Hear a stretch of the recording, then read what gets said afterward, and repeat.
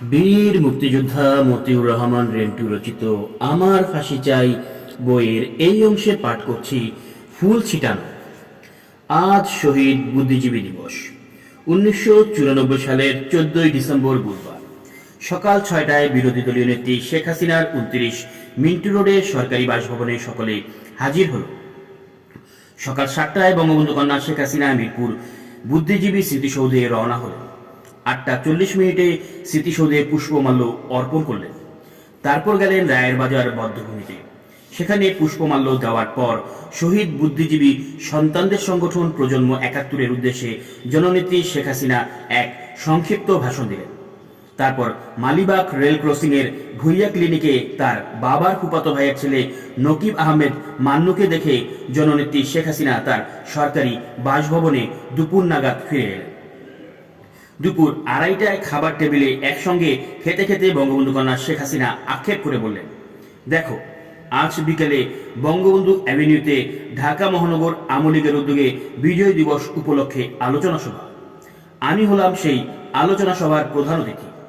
আর মাত্র কয়েকদিন পরই আমি বিরোধী দলীয় নেত্রীর পদ থেকে পদত্যাগ করব। এটাই আমার বিরোধী দলীয় নেত্রী হিসেবে শেষ প্রধান অতিথি থাকা।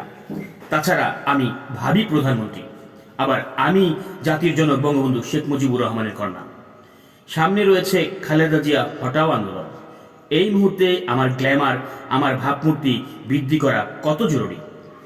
আজকের বিজয় দিবসের অনুষ্ঠানে আমি যাব, এরা নিশ্চয়ই আমার উপর ফুল ছিটানোর কোনো আয়োজন করে নাই। এমনিতেই এরা মানে আওয়ামী লীগ নেতারা আনকালচার, তার উপর এরা হলো ব্যবসায়ী। এদের মন বলতে কিছু নাই, না বলে দিলে এরা কিছুই করে না। তুমি কি পারো বিজয় দিবসের অনুষ্ঠানে গেলে আমার উপর শিশু ও মেয়েদের দিয়ে ফুল ছিটাতে? নেত্রী, আপনি কোনো চিন্তা করবেন না, আপনার উপর ফুল ছিটানো হবে। তখন বাজে 3:30, আর আধা ঘন্টা পরেই বঙ্গবন্ধু কন্যা বিজয় দিবসের মঞ্চে উঠবেন। এই সংক্ষিপ্ত সময়ে কোথায় পাবো শিশু, কোথায় পাবো মেয়েদের? বঙ্গবন্ধু কন্যা জননেত্রী শেখ হাসিনার আবদার।